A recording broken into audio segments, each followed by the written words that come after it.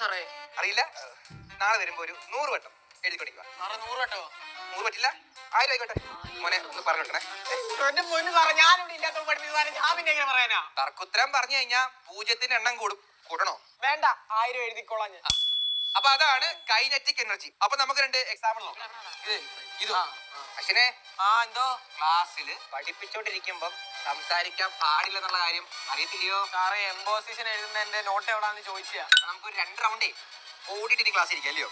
എണ്ണീറ്റ്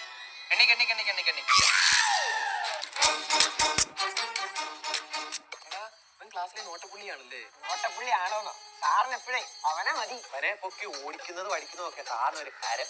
അതുകൊണ്ട് അവനാ ഇവിടുത്തെ ഏറ്റവും വലിയ നോട്ടപ്പുള്ളി. അതുകൊണ്ടേ നമ്മളെയൊന്നും പൊക്കത്തില്ല, അവനെ തന്നെ പൊക്കിക്കോളും. സാറെ കഴിഞ്ഞ്. ഇല്ല മോനെ, ആ കിഴക്കേ മൂല ടച്ച് ചെയ്തില്ലല്ലോ. ടച്ച് ചെയ്ത് ഓടി വാ.